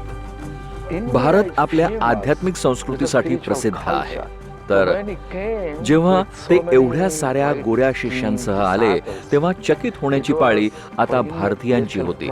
त्यांना त्या गोष्टीचा अभिमान वाटला, कारण आपल्या संस्कृतीचा स्वीकार पाश्चात्य जगाने केला. आणि त्यानंतर आम्ही मोठमोठे उत्सव आयोजित करण्यास सुरुवात केली.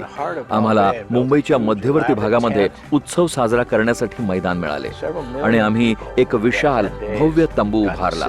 त्या 10 दिवसांमध्ये लोकांना लाखोंच्या संख्येने तेथे बसून स्वामीजींचे प्रवचन ऐकण्याची संधी मिळाली. हा आहे रथयात्रा उत्सव, लंडनच्या मध्यभागी येत असलेला जगन्नाथपुरी भारतामध्ये हा 2000 वर्ष जुना उत्सव आहे, ज्यामध्ये दरवर्षी 10 लाखांपेक्षा जास्त लोक भाग घेतात. येथे मार्बल आर्कवर भक्तांची संख्या निश्चितच कमी आहे, परंतु कृष्ण भवनामध्ये आपला शाश्वत आनंद मिळवण्याच्या त्यांच्या इच्छेमध्ये काहीच कमतरता आलेली दिसत नाही. रथयात्रेचा हा उत्सव एक प्राचीन भारतीय परंपरा आहे, जिला प्रभुपाद पश्चिमेकडे घेऊन आले. भगवंतांच्या मूर्ती संपूर्ण वर्ष मंदिरामध्ये घालवतात आणि आजच्या दिवशी भगवंतांचे हे विग्रह मंदिराच्या बाहेर येतात, ज्या योगे प्रत्येक जण त्यांना पाहू शकेल. लोक खरोखर या कल्पनेला प्रतिसाद देताना दिसत होते.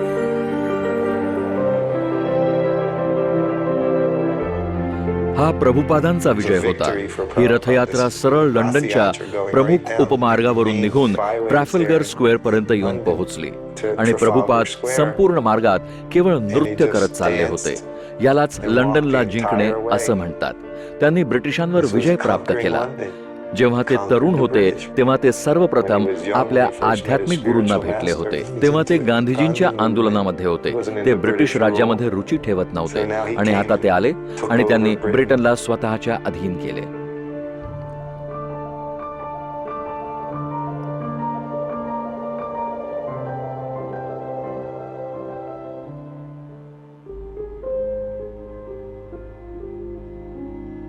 आम्ही सर्व एवढे लहान होतो आणि मोठमोठ्या गोष्टी सांभाळण्यात निष्णात नव्हतो आणि या सर्व गोष्टी तर वेगाने वाढत होत्या.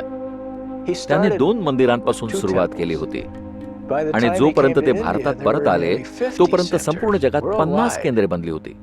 याचा अर्थ अशी समर्पित केंद्रे जिथे भक्त राहत असत आणि कृष्ण भावनेचा प्रचार करत असत. आणि हा विस्मयकारक काळ होता.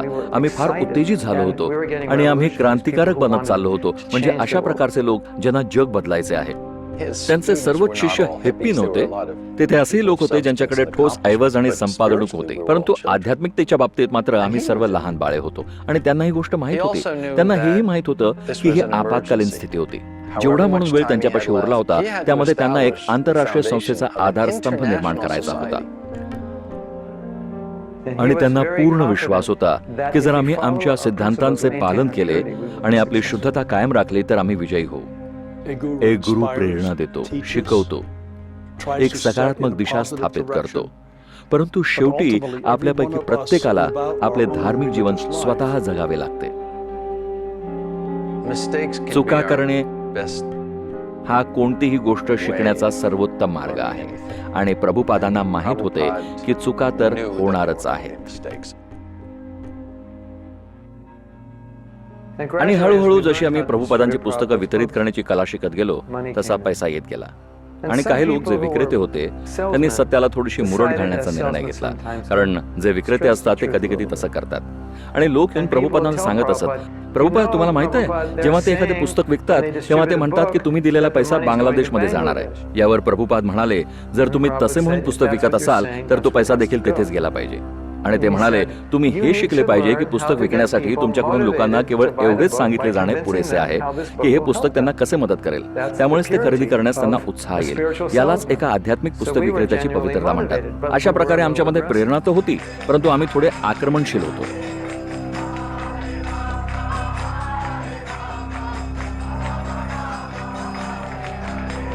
अनेक लोकांचं असं मत आहे की हरे कृष्ण पंथाचे लोक इतर काही नाही तर गडबड गोंधळ घालणाऱ्यांपैकी आहेत. त्यांना धोकादायक, धर्माचे कट्टरपंथी इत्यादी विशेषणे लावली जातात आणि त्यांना विक्षिप्त पंथ मध्ये मोजले जाते. परंतु हरे कृष्णांचे लोक म्हणतात की हा त्यांच्याबद्दलचा गैरसमज आहे. हे लोक धार्मिक जगताचे माफिया आहेत. सांगण्याचा मुद्दा हा आहे की हे लोक अमेरिकेतील खतरनाक गुन्हेगारी विश्वाशी जोडले गेलेले आहेत. हा तर फार गंभीर आरोप आहे. तुम्हाला असं म्हणायचं आहे की हरे कृष्णाच्या लोकांचा सुनियोजित कार्यक्रम गुन्हे वाढवणं आहे? होय, निश्चितच. विद्वान लोक याला NRM म्हणतात, द न्यू रिलिजियस मुवमेंट. आता जी कहाणी तुम्ही पाहणार आहात ती आई वडिलांच्या दुःस्वप्नांची आहे, ज्यांची मुलगी बेपत्ता झाली. जेव्हा त्यांना ती मिळाली तेव्हा त्यांना तिच्याशी साधे बोलण्याकरता सुद्धा भांडावे लागले, कारण ती त्या समुदायामध्ये सामील झाली होती. हजारो तरुण लोक आपल्या जुन्या धर्मांना सोडून NRMs मध्ये सामील होत होते. माता पिता आणि धार्मिक पुढारी यांचा फार मोठा रोष भडकला.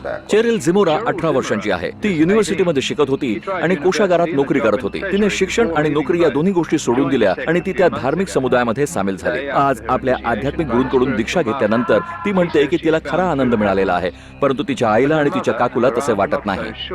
हे करण्याकरता तिने युनिव्हर्सिटी सोडून दिली, सर्व काही सोडून दिलं.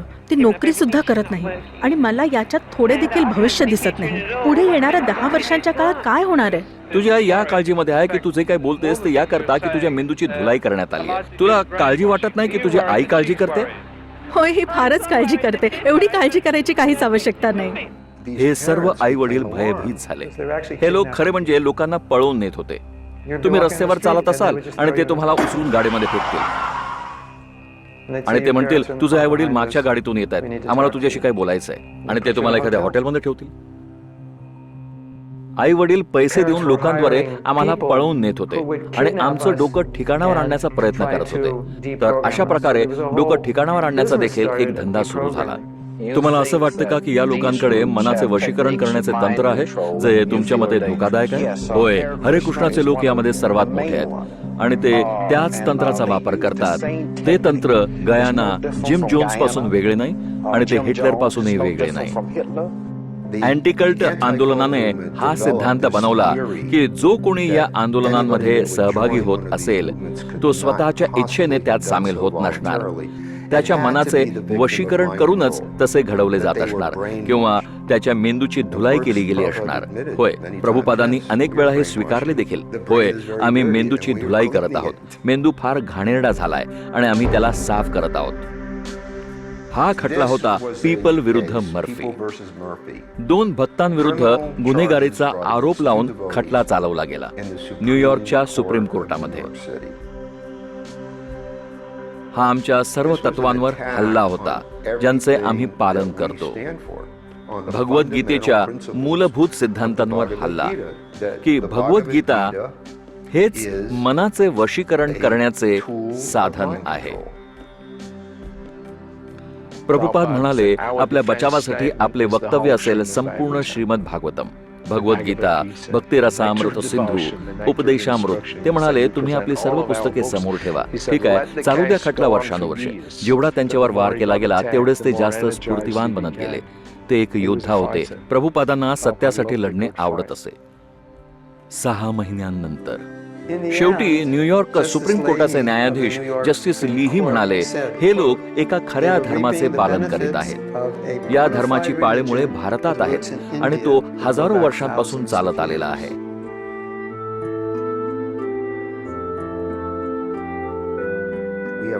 आम्हाला हक्क आहे, पूर्ण हक्क आहे या देशात आम्हाला पाहिजे असलेल्या कोणत्याही गोष्टीवर विश्वास ठेवण्याचा.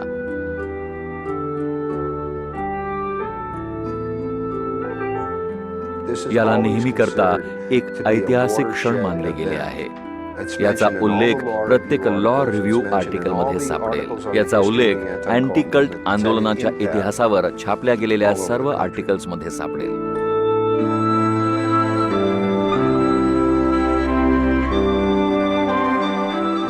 याचा संपूर्ण देशावर प्रभाव पडला. खरं म्हणजे हा प्रभुपदांचा सर्वात मोठा विजय होता.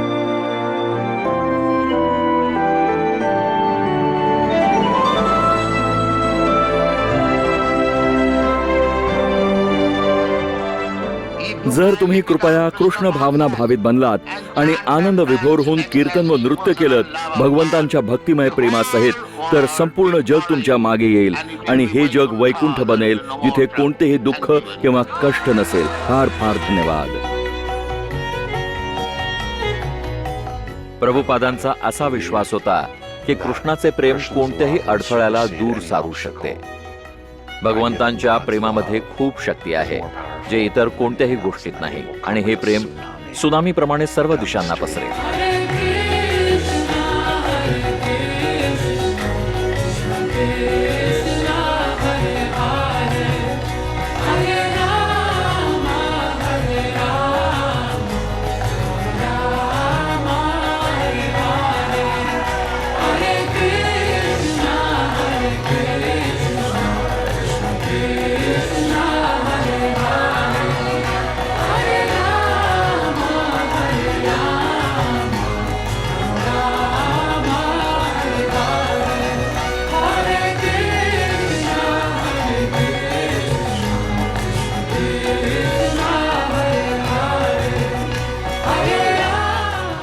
असा कोणताही दिवस उजाडला नाही ज्याने मला विस्मित केले नसेल.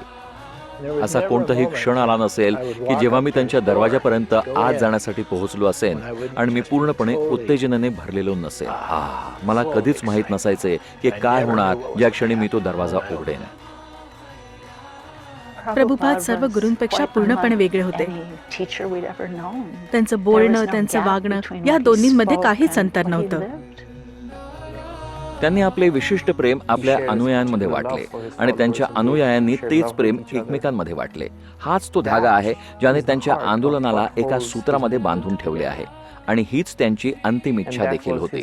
जर तुम्ही माझ्यावर प्रेम करत असाल तर एकमेकांशी मतभेद असले तरी तुम्ही एकत्र मिळून काम करा. माझ्या प्रिय मुलामुलींनो, मला सावधगिरीचा इशारा मिळालेला आहे. मला हृदयविकाराचा तीव्र झटका येऊन गेला आहे.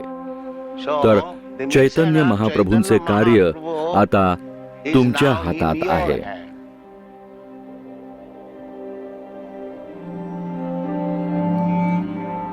मी इथे बसलो आहे, परंतु माझ्या हृदयामध्ये मात्र वृंदावनात त्या पवित्र स्थळी जाण्याची इच्छा वास करत असते.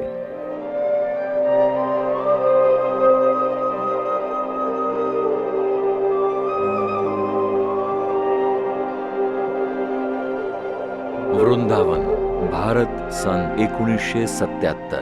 त्यांचे शरीर जर्जर होत चालले होते, परंतु त्यांचे मन थोडे सुद्धा अशांत नव्हते. तुम्ही हे पाहू शकत होता की इथे असा मनुष्य आहे ज्याला खरोखर कळते की तो हे शरीर नाहीये. गोलोकधाम जाण्याच्या 2 आठवडे अगोदरपर्यंत ते भागवताचा अनुवाद करत होते, आणि मी स्वतः हे दृश्य पाहिलंय.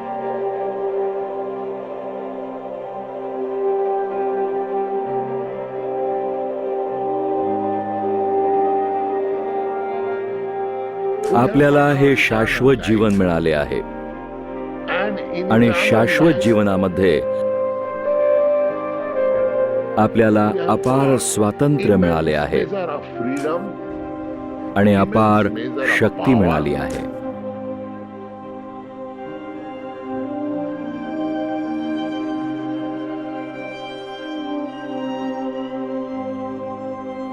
मी तुमच्या देशात आलो एकटा,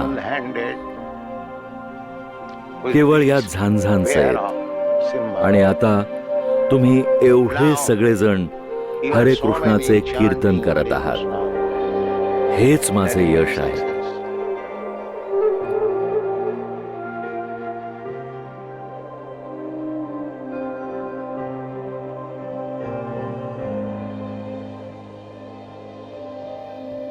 प्रत्येक गोष्ट कार्य करते आहे, चालते आहे कृष्णाच्या परम इच्छेनुसार. या भावनेलाच कृष्ण भावना असं म्हणतात.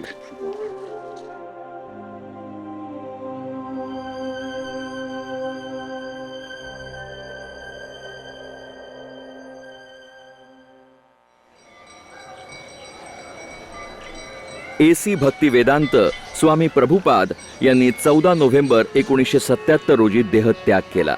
श्रील प्रभुपादांनी 12 वर्षामध्ये 14 वेळा संपूर्ण पृथ्वीचे भ्रमण केले. त्यांनी पृथ्वीच्या 6 खंडांवर 108 मंदिरे आणि कृषी समुदाय यांची स्थापना केली. आपल्या जीवनात आपल्या 6 कोटी पुस्तकांचे 25 भाषांमध्ये झालेले वितरण आपल्या डोळ्यांनी पाहिले. कृष्ण भावनेची संपूर्ण जगाला ओळख करून दिली आणि जगामध्ये तिला दृढतेने स्थापित केले.